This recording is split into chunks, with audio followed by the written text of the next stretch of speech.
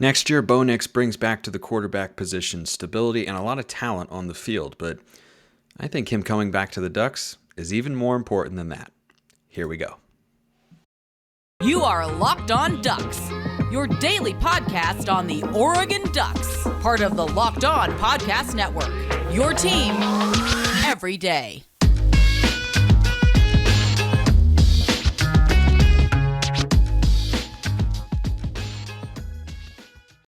Yes, it is that time once again for Locked On Ducks. I'm your host, Spencer McLaughlin. Thank you so much for making this your first listen or your first view of the day, part of the Locked On Podcast Network, your number one source to stay up to date with the Ducks. Like, comment, subscribe, please, and thank you. 5-star reviews on Apple Podcasts. Appreciate those as well. Wherever you listen to or watch the show, I appreciate you and giving me some feedback that you like it, or maybe if you don't like it, that's all helpful. So is Bo Nix coming back at quarterback for the Ducks next year. And I was thinking about this because that's kind of what I do. That's the shtick here. I think about things regarding the Ducks.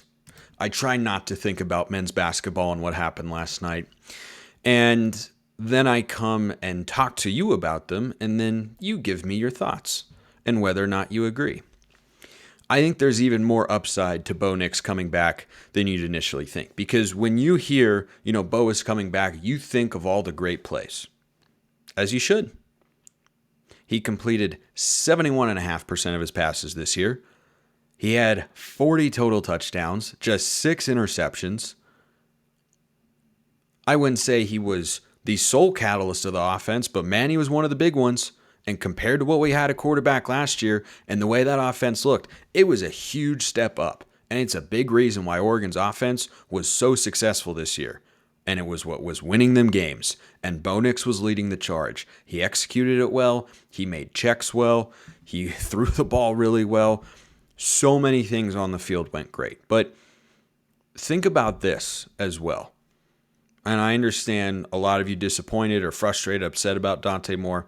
Totally get that. And I have another thought on that coming up in a moment. But as it pertains to Bo Nix coming back to the Ducks, think about in the day and age of college football, where guys have often foregone years of eligibility to go to the NFL, what it means to the guys in that locker room who heard, hey, Bo's coming back. I think it sends a clear message to everybody else within that team that, hey, we're not coming back to just be good. We're trying to be great. Whether or not they can do that, we're going to have to wait to see what happens this offseason. A lot of moves still have to be made. But Bo Nix, his leadership is what he also brings back to the table. His presence there sets a mindset amongst the other players in the locker room who see that news of, okay, we're here, we're doing this, we're going to have a chance to get back to the conference championship game, to compete for a college football playoff spot. Won't be easy next year, but you got a much better shot doing it with Bo Nix at quarterback than anybody else who you don't know what his production would actually look like on the field. And I don't think it'd be a huge recruiting benefit.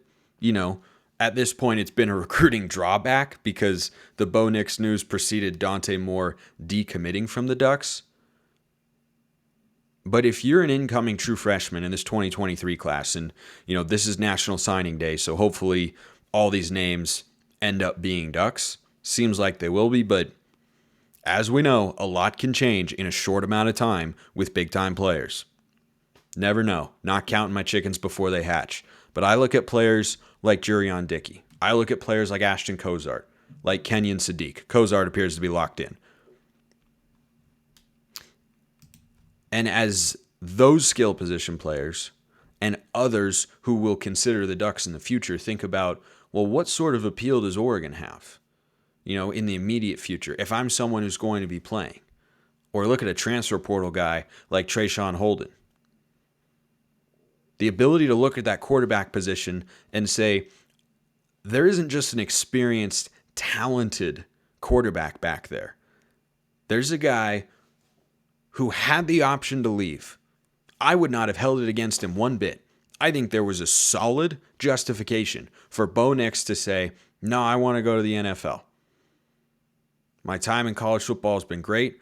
I love Oregon, but I've been here for 4 years. I don't want to go to classes anymore. I don't want to deal with the college schedule because it's a lot as a student athlete. I just want to play football, and I want to get started on my professional career, and I feel like I've elevated my draft stock appropriately to do that. None of us would have been able to say that he didn't give us everything, because he did, and now he's going to give us even more. And that's a clear message to us that he deserves our respect even more than he already had it. But it's a message to the guys in that locker room too. And I think his leadership this year was tremendous. I watched his body language all season long. He was engaged. He cared. He gave a rip. He wanted to be better. When things weren't going the way they were supposed to offensively, he didn't go over, sit there and pout. He didn't just get frustrated. He didn't go off in a corner. No, he's talking with his players. He's talking with his offensive linemen. He's a leader in that locker room. And that's a really tough thing to do for a guy who just arrived on campus in the spring. That is a really difficult thing to do. And he has clearly done that. And he's earned our respect, which is arguably even tougher. He had it for me all season long with his play. But then that Utah game, someone whose mentality is, I've got to preserve myself and think about what is the best next step for me, would not have played in that Utah game. But Bo did. Bo played, and he played his butt off.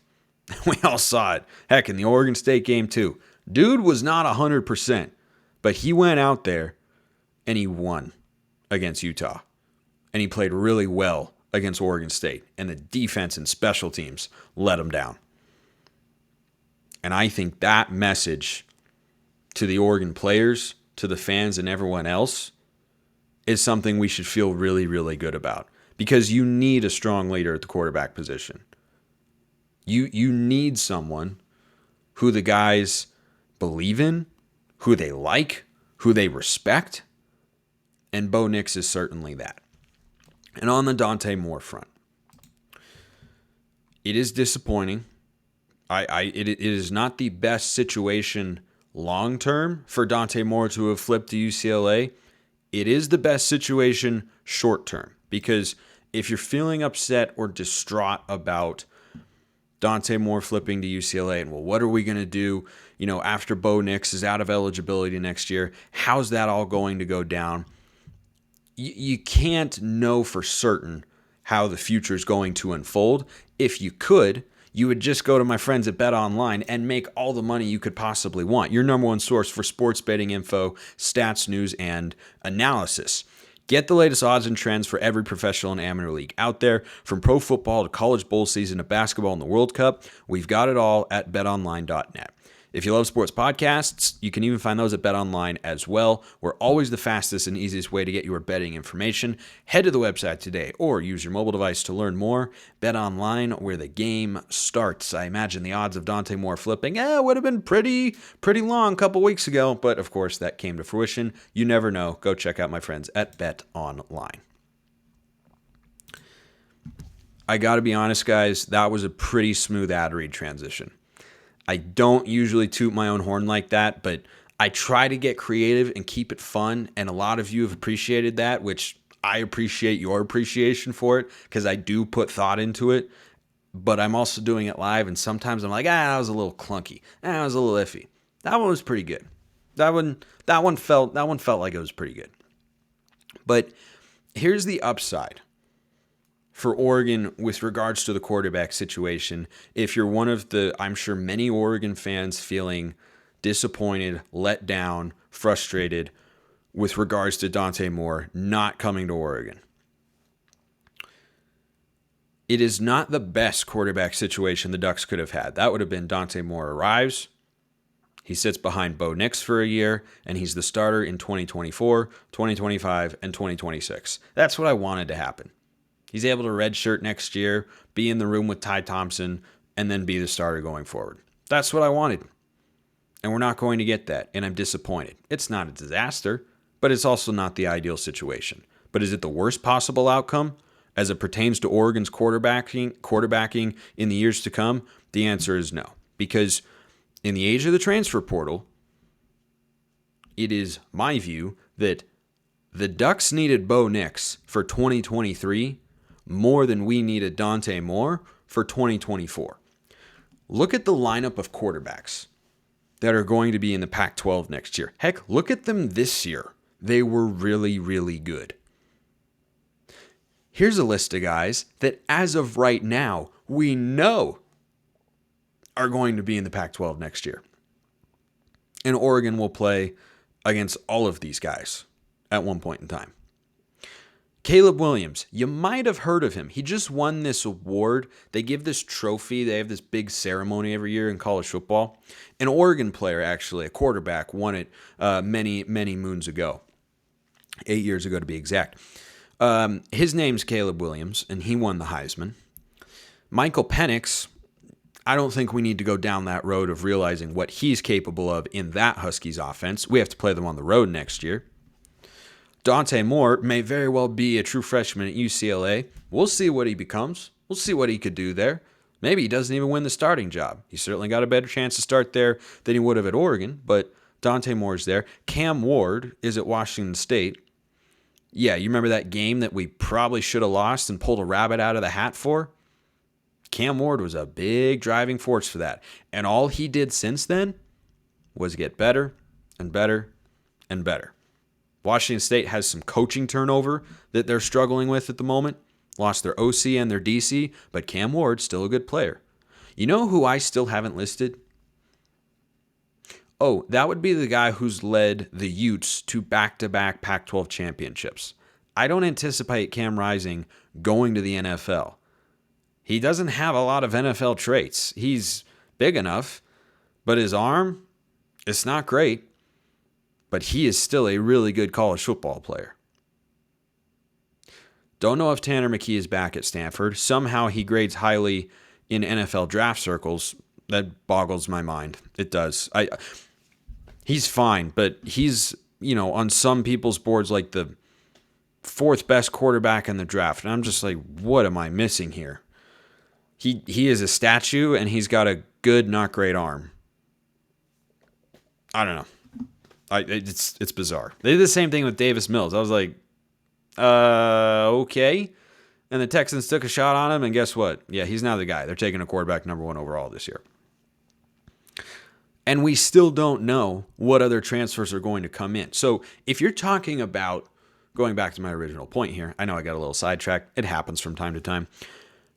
If you're talking about Oregon being competitive in 2023 for a conference championship and maybe even a Pac-12 or a college football playoff spot, you needed Bo Nix because Dante Moore is an unknown commodity. But I know for certain, and if Bo had left and Dante had stayed and Dante was a starter, yeah, he has the potential to be a really good player, the likes of which I know that Bo Nix is right now. And even as a highly rated recruit, the odds that Dante Moore is as good as Bo Nix is now as a true freshman are pretty slim. Because remember, Herbert worked himself to be the number 5 pick in the draft, which is exactly what Dante Moore wants to do and could potentially do. He's a really, really accurate passer, got a great throwing motion. We all know that sort of stuff.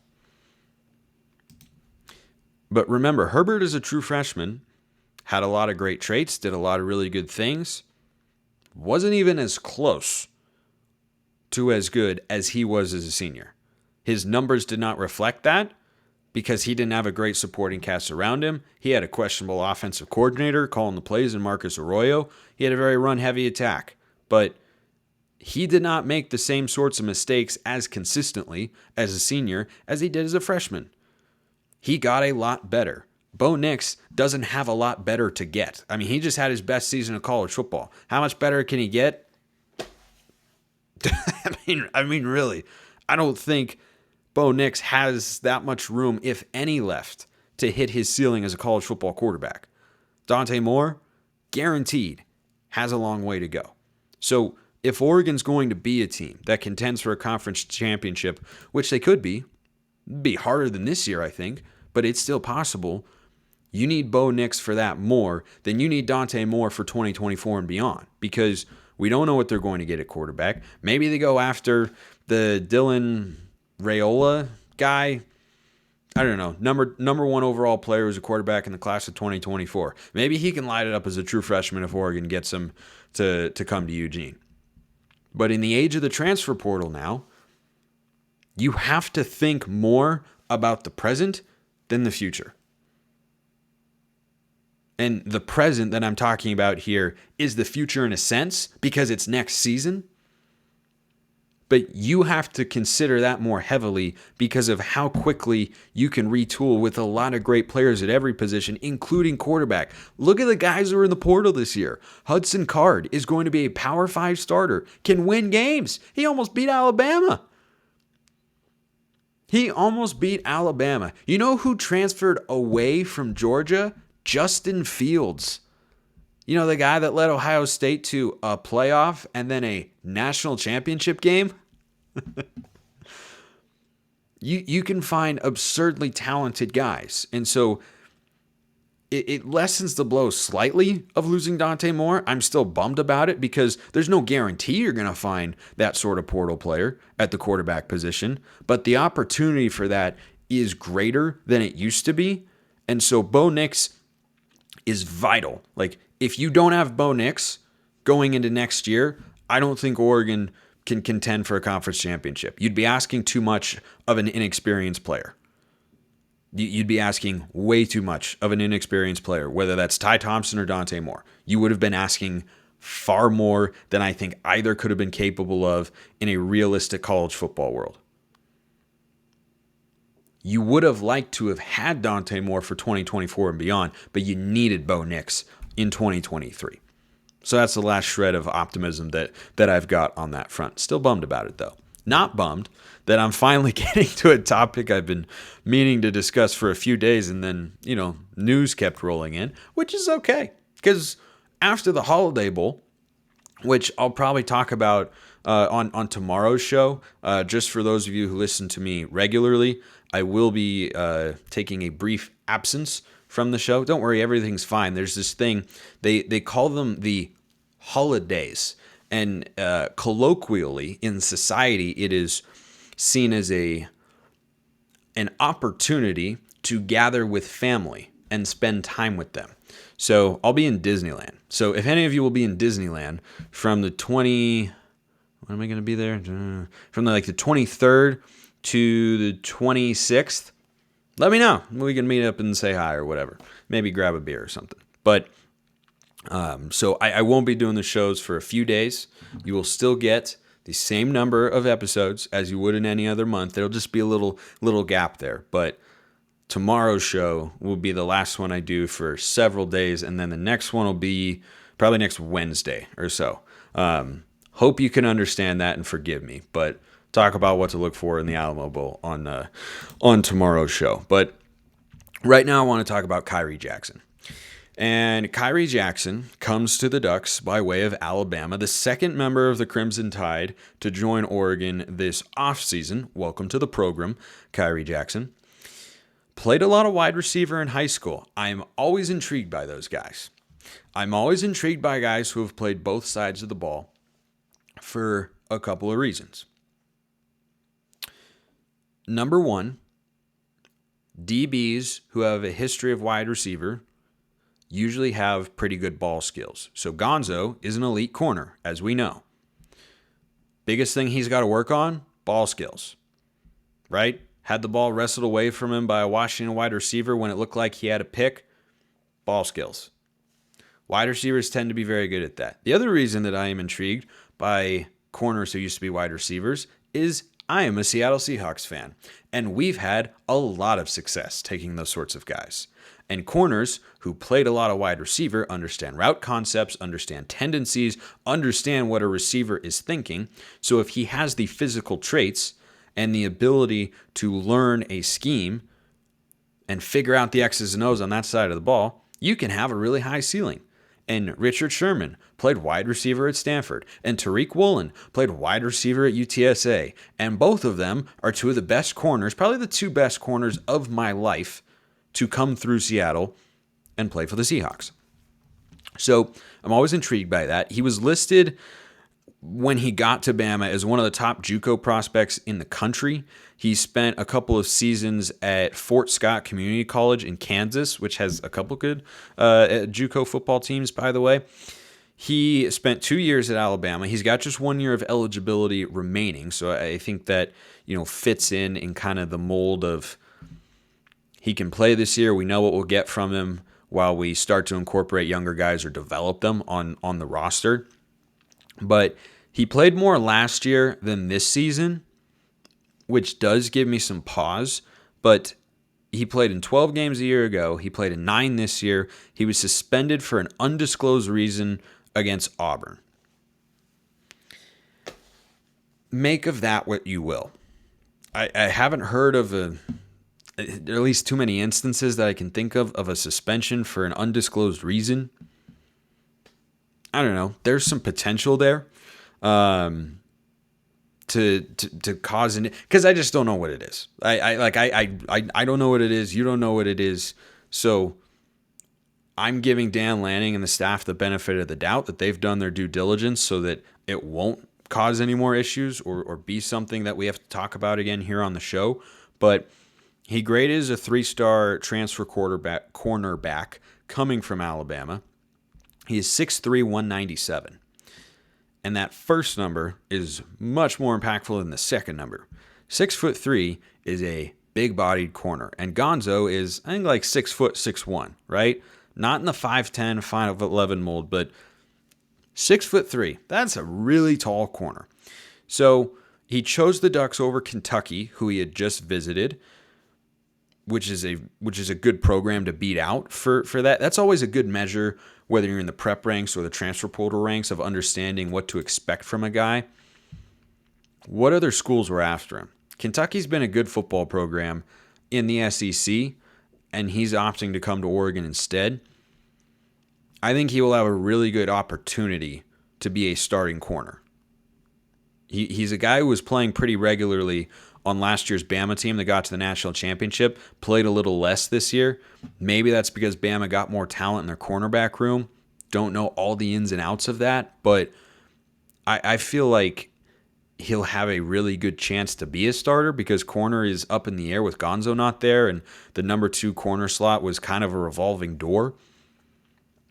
I'm not certain. I tend to lean towards transfers are going to start because that's why you add them, especially experienced guys like this. He probably will play a good bunch, but I also wouldn't be surprised if he plays a lot early, and if the results are just okay, the staff is willing to play him a little less. Just kind of a feeling, because that's what happened at Bama, and he's got 1 year left, and I think there are some talented guys in that room, most notably Jalil Florence. I'm very high on Jalil Florence. That will continue to be a recurring theme when we talk about the secondary, but anyway, noteworthy addition there, because he's probably going to be a starting corner in game 1, which will be either against Portland State or Hawaii. We don't know the dates of that stuff yet. A couple quick notes.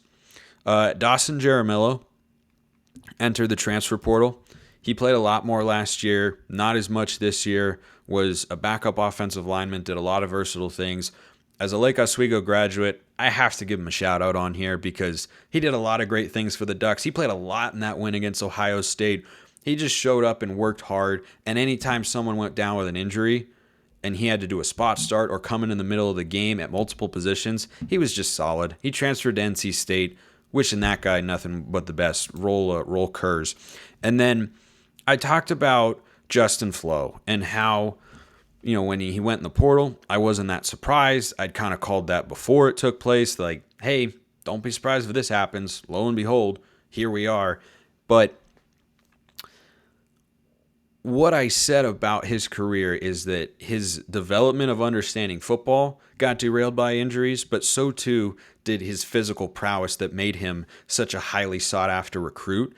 And he's going to Arizona. And to me, that is confirmation of what I thought, which is that, unfortunately, the leg injury he suffered last year has limited his physical upside and his elite traits that he had. Because if he were still that 5-star highlight reel machine caliber athlete, he would have been able to go somewhere better than Arizona, which is a nice program right now, trending like this.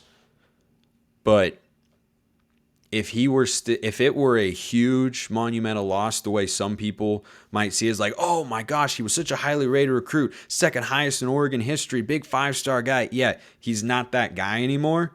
And going to Arizona rather than a USC or a Coach Prime at Colorado or something like that, I think is confirmation of that. He can still be a solid player, but I think unfortunately the injuries have just made him different than what made him such a highly sought after recruit, which is a bummer, but I think that's just where the situation sits right now. Appreciate everyone listening. Have a wonderful rest of your day, and go Ducks.